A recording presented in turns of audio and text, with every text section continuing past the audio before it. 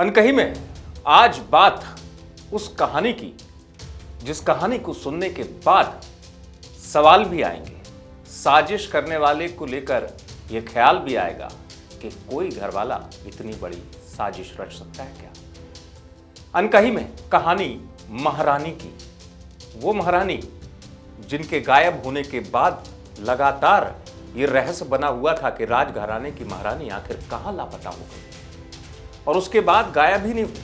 गायब होने के बाद जो कुछ हुआ वो काफी हैरान करने वाला था।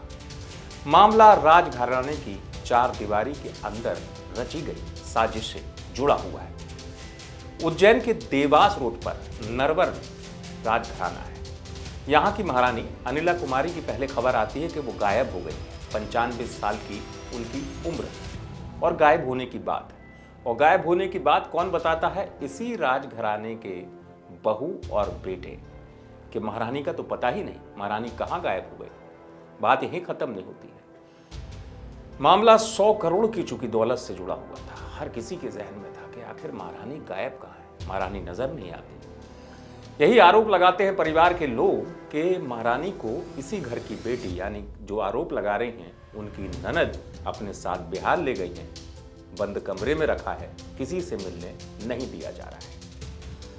महारानी के गायब होने का मामला थाने तक भी पहुंचा था, माधवनगर थाने तक। आरोप था इन्हीं लोगों का, बहू का और बेटे का, जो पोता है, कि महारानी को गायब कर दिया गया एकाएक, और गायब करने वाली घर की ही बेटी है। मामला यही खत्म नहीं होता।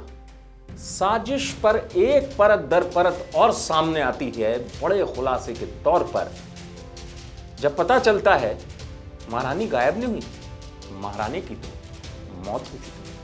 और इसे बयां करती है इसी घर की बहू, जो आरोप लगा रही है, कह रही है कैसे पहले महारानी को ले जाया गया और फिर पता चला कि महारानी की मौत हो गई। ये मेरी मदर इन लॉ को लेकर है कि उनको यहाँ से, उनको वो बिल्कुल सक्षम नहीं थी, 95 ईयर की थी, सक्षम नहीं थी, मानसिक रूप से सक्षम नहीं थी, चल फिर नहीं पाती थी, सुन नहीं पाती थी, और हमको उनसे दूर रखा गया।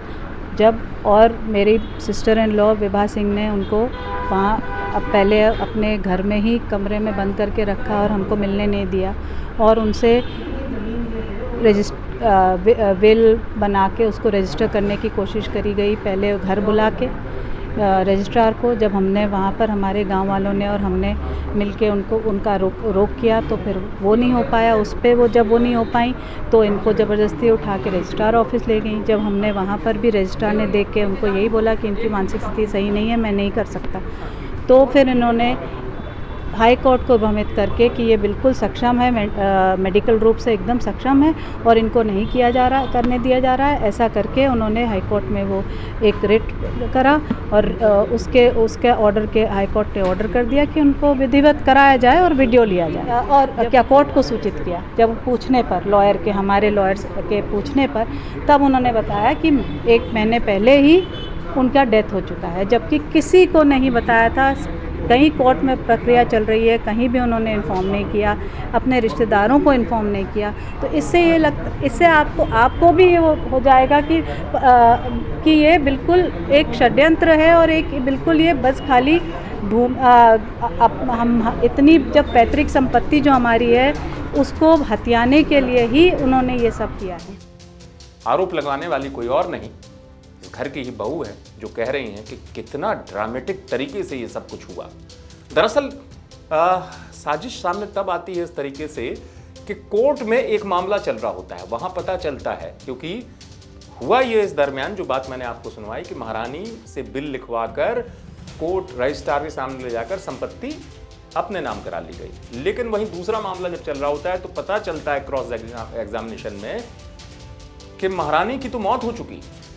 अब कुल मिला के जो ये आरोप लग रहा है राजघराने के लोगों की तरफ से, ये अपने आप एक किसी सबसे बड़ी साजिश की तरफ इशारा कर रहा है। क्या राजमहल की चार दीवारी के अंदर रची गई सबसे बड़ी साजिश, इस साजिश का शिकार हो गई महारानी?